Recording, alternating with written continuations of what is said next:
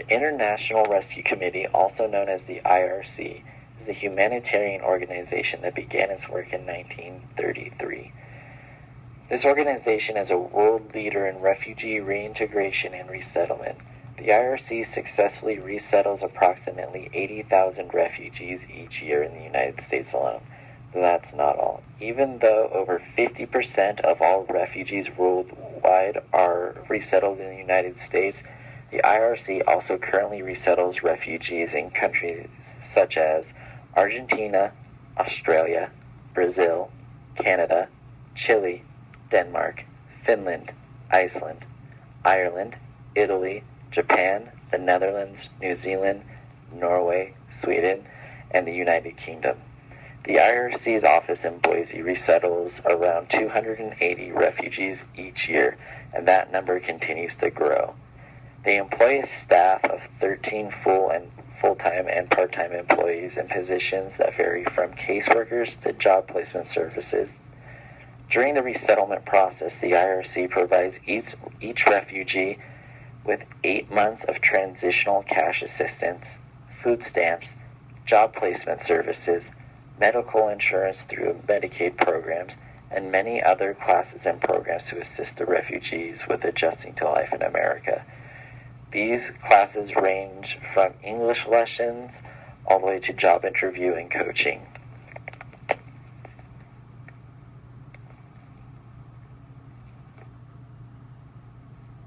The United Nations Refugee Agency, UNHCR, estimates that there are currently 43 million uprooted persons worldwide. Of those persons uprooted, 15.6 of them fall under the classification of internally displaced people, or IDPs, and of those IDPs, only 10.5 million are considered refugees. A refugee, by definition, is a person who is outside of his or her country and is unable or unwilling to return because of persecution or a well-founded fear of persecution.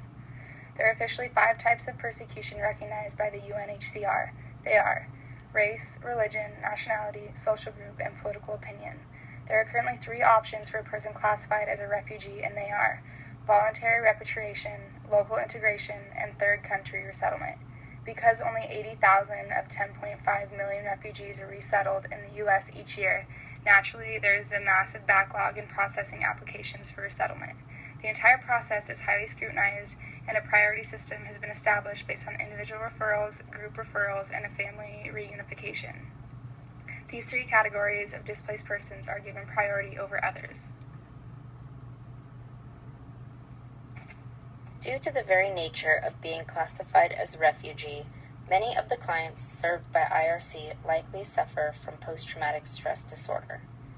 Many of them have been witness to or victim of horrific atrocities in their native countries. Many have witnessed family members beaten and murdered, while others have been victims of torture or rape. Vast language differences and cultural barriers that exist for the refugee population likely contribute to many refugees suffering from symptoms of PTSD without ever being diagnosed or treated. Many refugees do not discuss the horrors to which they have been subjected. Also, many of them generally distrust government officials, in particular police officers, because these are often the groups of people in their home countries who are persecuting them.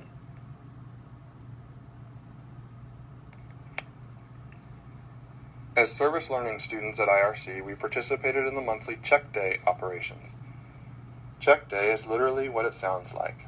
It takes place on the first and second day of every month, and it is the time when each client comes to the IRC office and receives their cash assistance check. Because the transitional assistance money that is distributed comes from government funds, it is highly scrutinized and monitored. There are many checks and balances in place to assure the money is spent properly and not misused. One of those balances is a monthly reporting requirement. Each time a client receives a cash assistance check, their progress must be assessed and recorded. IRC uses a reporting form to measure each refugee's progress. This form asks questions ranging from, do you have enough food each month, to, are you comfortable interacting with the police if you need them? As service learning students and not employees of IRC, we were uniquely capable of assisting the refugees in filling out the forms while they waited to receive their assistance checks.